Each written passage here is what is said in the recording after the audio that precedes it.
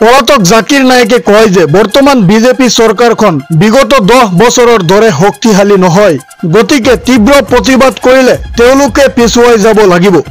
জাকিৰ নায়েকে এই ভিডিঅ'টো মুকলি কৰি কয় যে ভাৰতত 21 কোটিৰো অধিক মুছলমান আছে।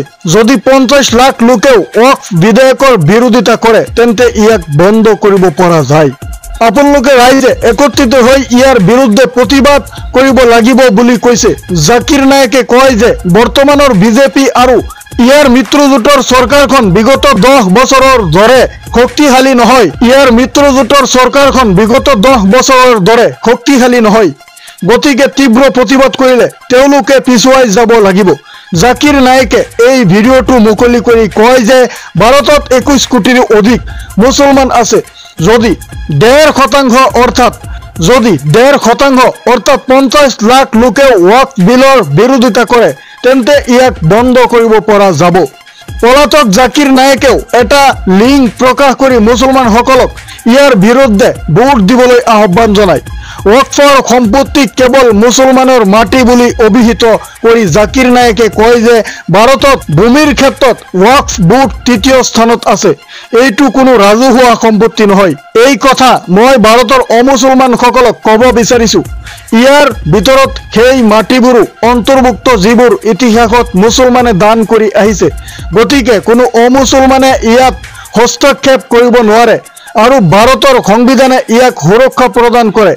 এই মুছলমান বিৰোধী চৰকাৰে ওয়াকফ বিলৰ জৰিয়তে ইয়াক চেপি ধৰিব বিচাৰিছে। জাকিৰ নায়েকে কয় যে এইবাৰ বিজেপি ইমান শক্তিশালী নহয়, যোৱা 10 বছৰত যিমান শক্তিশালী আছিল সিমান শক্তিশালী নহয়। বিৰোধীৰ অৱস্থা এতিয়া পূৰ্বতকৈ উন্নত।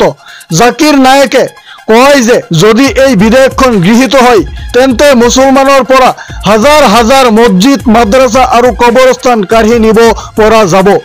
যদি আমি এইটো বন্ধ কৰিব নোৱাৰো তেন্তে আমাৰ ভৱিষ্যত প্ৰজন্মই ক্ষমা নকৰিব। শিক্ষকসকলে ক'ব যে আমাৰ পূৰ্বপুৰুষৰ মাটি গতাই দিয়া হৈছিল, ই সমগ্ৰ উম্মতৰ বাবে উপকাৰী।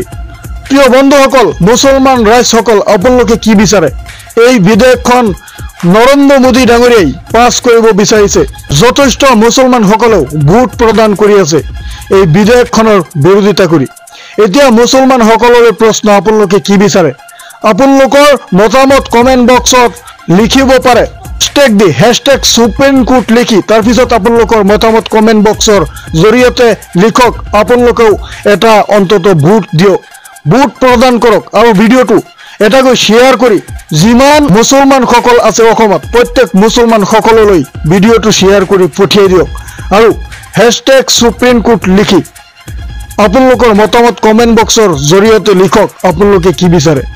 আৰু যদি ফেচবুকত চাই আছে ফেচবুক পেজটোক এটা ফলো কৰি ৰাখক আৰু ইউটিউব চেনেলটোক এটা সাবস্ক্ৰাইব কৰি দিয়ক। আমাক সাপোৰ্ট কৰক, সাপোৰ্ট কৰাৰ প্ৰয়োজন আছে।